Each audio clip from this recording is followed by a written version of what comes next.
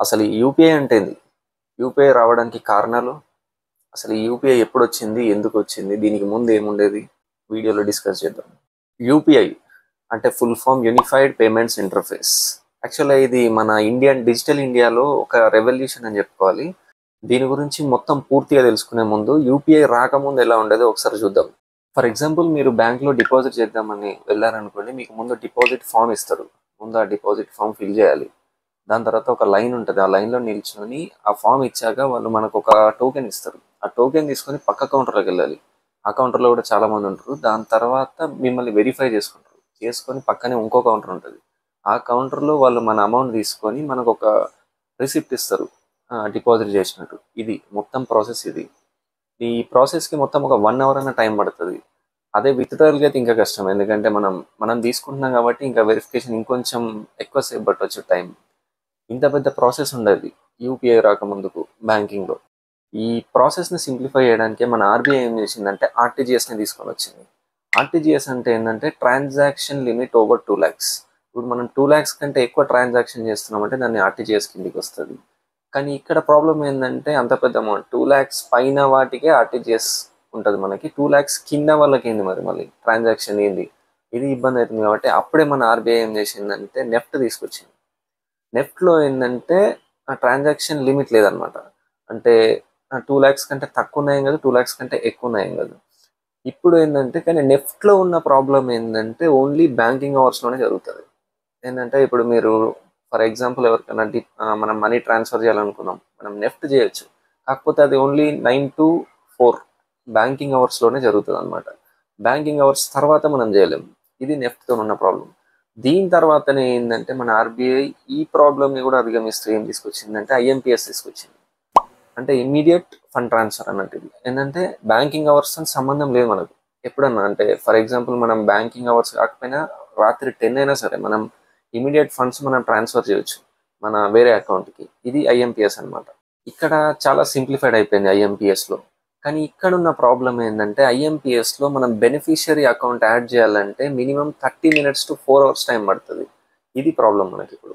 అయితే ఇప్పుడే మన అమెరికన్ క్రెడిట్ కార్డ్ కంపెనీస్ అయిన మాస్టర్ కార్డ్, వీసా కూడా రంగంలోకి వచ్చినాయి. వాళ్ళు వాళ్ళ క్రెడిట్ కార్డ్స్‌ని తీసుకొచ్చిర్రు. కాకపోతే ఇప్పుడేందంటే ఇప్పుడు ఇక్కడున్న ఛాలెంజ్ ఏందంటే క్రెడిట్ కార్డ్ నుంచి మనం ట్రాన్సాక్షన్ చేయాలంటే ఖచ్చితంగా పీఓఎస్ మెషిన్స్ కావాలి. ఈ మెషిన్స్ అందరి దగ్గర అందుబాటులో ఉండవు. Just shopping malls, super markets పెద్ద పెద్ద అంటే కార్పొరేట్ స్టైల్‌లో ఉన్న బిజినెస్‌కే ఇవి ఉపయోగపడేది గానీ సాధారణ ప్రజలకి ఇది ఉపయోగపడేది కాదు. దీన్ని మన ఆర్‌బీఐ ఛాలెంజింగ్‌గా తీసుకొని మన ఆర్‌బీఐ సంస్థ అయిన ఎన్‌పీసీఐ అని ఉంటదన్నమాట. వీళ్ళు ఛాలెంజింగ్‌గా తీసుకొని యూపీఐని ఇంట్రడ్యూస్ చేసిర్రు ఇప్పుడు. ఎన్‌పీసీఐ కూడా యూపీఐని ఇంత సీరియస్‌గా తీసుకోవడానికి 2 రీజన్స్ ఉన్నాయి. Reason number 1 taxes. Reason number 2 cash. టాక్సెస్‌తోని ఏందంటే ఇప్పుడు చాలామంది ఏందంటే మన దగ్గర క్యాష్ ట్రాన్సాక్షన్ చేసినప్పుడు ఎంత ట్రాన్సాక్షన్ చేస్తున్నాం అనేది గవర్నమెంట్‌కి తెలిసేది కాదు. లెక్క తెలిసేది కాదు. కరెక్ట్ ఫ్రాంక్‌గా చెప్పాలంటే. కానీ ఎప్పుడైతే ఈ వచ్చినప్పటి నుంచి రూపాయి, రూపాయి లెక్క తెలుస్తుంది. అసలు ట్రాన్సాక్షన్స్ ఎక్కడ పోతున్నాయి? ఎక్కడొస్తున్నాయి? ఏమైతున్నాయి? క్యాష్ ట్రాన్సాక్షన్స్ ఉండడం వల్ల చాలా మనీ బ్లాక్ మనీగా మార్చే అవకాశం ఉంటది. కానీ ఎప్పుడైతే మనకు ఈ ట్రాన్సాక్షన్స్ యూపీఐ ట్రాన్సాక్షన్స్ వచ్చినాయో అంత ఈజీగా బ్లాక్ మనీగా కన్వర్ట్ చేయలేము. ఇది ఒక ప్లస్ పాయింట్. దాని తర్వాత రీజన్ నంబర్ 2 క్యాష్. ఇదేంటంటే మనం ఫిజికల్ క్యాష్ అంటే నోట్స్ మన చేతిలో ఉన్నప్పుడు అవి చినిగిపోవచ్చు. దానివల్ల ఎన్విరాన్మెంట్‌కి గూడా అంటే అల్టిమేట్‌గా మనకు క్యాష్ తయారు చేయాలంటే చెట్లు కావాలి. అది పేపరే కాబట్టి. ఇది ఎన్విరాన్మెంట్‌కి గూడా అంత మంచిది కాకపోవచ్చు. అలాగే మనం క్యాష్‌ని ప్రొడ్యూస్ చేస్తా ఉండాలి. ఇవి చినిగిపోయిన కొద్దీ కొత్త నోట్స్‌ని మనం ప్రొడ్యూస్ చేస్తా ఉండాలి. ఇక్కడ గూడా మనకు యూపీఐ రావడానికి చాలా పెద్ద ప్లస్ పాయింట్ అయిందన్నమాట. ఈ యూపీఐ రెవల్యూషన్ రావడం గూడా అంత ఈజీగా రాలేదు. ఒక 10 ఇయర్స్ బ్యాక్ కింది వరకు గూడా మనకు ఇంటర్నెట్ అంత ఈజీగా మన దగ్గర ఉండేది కాదు అందరి దగ్గర. మనము ఈ యూపీఐ రావడానికి జియోకి మనం చాలా క్రెడిట్ ఇవ్వాలి. ఏ విషయంలో అంటే జియో రాకముందు మీకు తెలుసు prices for 1 GB over ₹200 spend చేసేవాళ్ళం మనం. కానీ ఎప్పుడైతే జియో వచ్చిందో ఒక రెవల్యూషనే తీసుకొచ్చింది అది ఇంటర్నెట్‌లో. ఎట్లా అంటే జియో వచ్చిన తర్వాత ప్రతి ఒక్కరి దగ్గర ఇంటర్నెట్ ఉంది. ఇప్పుడు ప్రతి ఒక్కరి దగ్గర స్మార్ట్ ఫోన్స్ ఉన్నాయి. ఇప్పుడు నెట్ లేకుండా నాకు తెలిసి ఎవ్వడు ఉండలేడు. అట్లా తయారు చేసింది జియో. జియోని చూసి ఎయిర్టెల్ తయారైంది. అది వేరే విషయం అది. కార్పొరేట్ ఆడుతున్న ఆట అది వేరు విషయం. కానీ ఓవరాల్గా ఈ ఇంటర్నెట్ అయితే మనకు యూజ్ అయింది అనమాట. యూపీఐ యాప్స్ చాలా మంది తెలవడానికి, మనం యూపీఐ వాడడానికి ఈ జియో ఒక రకంగా మనకు తోడ్పడిందని చెప్పుకోవాలి. యూపీఐ వాడాలంటే మనకు ఇంటర్నెట్తో పాటు మనకు కావాల్సింది ఏంది? Mobile phone. ఇప్పుడు ప్రజెంట్ మన ఇండియాలో ఓవర్ 100 crores 100 నుంచి 110 కోట్ల ఫోన్స్ ఉన్నాయంట. అందులో 60 కోట్ల మంది స్మార్ట్ ఫోన్స్ వాడుతున్నారు ప్రజెంట్. అంటే ఏ రకంగా డిజిటల్ ఇండియా జరుగుతుందో ఒకసారి మనం చూసుకోవచ్చు. అంటే మనం స్మార్ట్ ఫోన్స్ ఇప్పుడు ఎవరి దగ్గర చూసినా కనబడుతున్నాయి మనకు. మా ఊర్లో ఒక ముసలాయన దగ్గర కూడా ఉన్నది. అంటే ఆ రేంజ్, అంటే smart phones, YouTube, social media, technology ఏ లెవెల్లో పెనిట్రేట్ అయిపోయింది మన సొసైటీలో అనేది మనం ఈ ఎగ్జాంపుల్ చూసుకోవచ్చు. ఈ నంబర్స్ నెవర్ లై కదా. అసలు ఈ యూపీఐ ఎలా పనిచేస్తుందో తెలుసుకుందాం ముందు. అసలు దీని వెనకాల ఉన్న మెకానిజం ఏంది? ఫర్ ఎగ్జాంపుల్, మీరు గ్రాసరీస్ కొందామని చెప్పి ఒక షాప్కి వెళ్ళారనుకోండి. అక్కడ ఒక 100 రూపీస్ బిల్ అయింది అనుకోండి. మీరు ఫోన్పే కానీ గూగుల్ పే కానీ ఆన్ చేసి మీరు ముందు క్యూఆర్ కోడ్ స్కాన్ చేస్తారు. స్కాన్ చేసి మీ పిన్ ఎంటర్ చేస్తారు. ఎంటర్ చేసిన వెంబడే NPCI, national payments corporation of India ఏం చేస్తుందంటే మీ బ్యాంక్కి రిక్వెస్ట్ పెడుతుంది. రిక్వెస్ట్ ఏంది? మేము ఇందులో నుంచి డిడక్ట్ చేద్దాం అనుకుంటున్నాం ఇంత మనీ, ఒకవేళ ఉంటే డిడక్ట్ చేయండి అని. అప్పుడు ఏం చేస్తుందంటే ఎన్పిసిఐ మళ్ళీ షాప్ అతని బ్యాంక్ ఉంటుంది కదా, వాళ్ళకి రిక్వెస్ట్ పెడుతుంది మీ దాంట్లో యాడ్ చేద్దాం అనుకుంటున్నామని. అప్పుడు ఇందులో నుంచి డిడక్ట్ అయ్యి షాప్ అతని బ్యాంక్ అకౌంట్లోకి మనీ యాడ్ అయిపోతాయి అనమాట. ఇక్కడ ఎన్పిసిఐ బ్యాంక్స్ మధ్యలో మీడియేటర్గా ఉంటుంది అనమాట.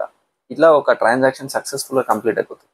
ఈ యూపీఐ సక్సెస్ కావడానికి స్మార్ట్ ఫోన్స్, ఇంటర్నెట్తో పాటు ఇంకొక థింగ్ ఉంది. అదేంటంటే క్యూఆర్ కోడ్స్. ఎందుకంటే క్యూఆర్ కోడ్ చేయడం వల్లనే ఇంకా సక్సెస్ అయింది యూపీఐ. ఎందుకంటే ఒక ట్రాన్సాక్షన్ అంత ఫాస్ట్గా అంత తొందరగా కంప్లీట్ చేయాలంటే అంటే క్యూఆర్ కోడ్ వల్లనే జరుగుతుంది.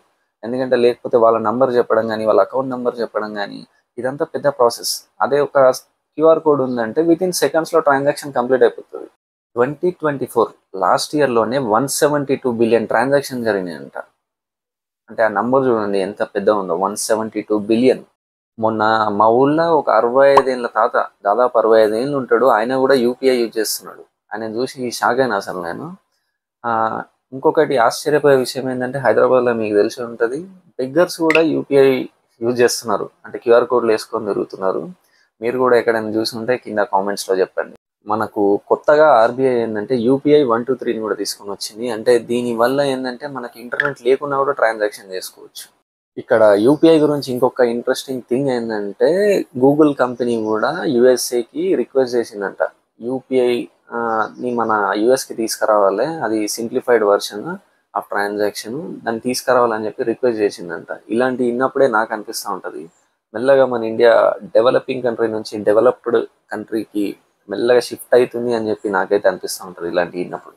సూన్ ట్రాన్సాక్షన్స్కి కూడా ఛార్జ్ చేస్తారంట, కానీ అది ఇప్పట్లో ఉండకపోవచ్చు. నాకు తెలిసి అయితే ఇప్పట్లో ఏముండదు, మనం టెన్షన్ పడాల్సిన అవసరం ఏం లేదు. ఇక్కడ ఇంకొక పాయింట్ ఏంటంటే యూపీఐ మనకి ఎంతవరకు సేఫ్.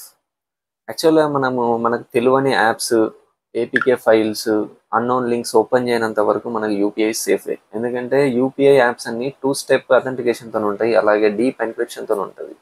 కాబట్టి మనం నార్మల్గా మెసేజ్లలో వచ్చే లింక్స్ కానీ, వాట్సాప్లో వచ్చే లింక్స్ కానీ ఓపెన్ చేయనంత వరకు UPI is safe for us. నాకు తెలిసి ఫ్యూచర్లో అసలు క్యాష్ అనేది ఉండకపోవచ్చు, అది మన జనరేషన్లోనే అయి ఉండొచ్చు. ఇది ఈ వీడియోలో నేను చెప్పాలనుకునే information. Correct me if I'm wrong in the comment section. If you find informative please subscribe. And మనం భారతదేశంలో ఉంటున్నాం కదా, బాధ్యతగా ఉన్నాం. Thank you for watching.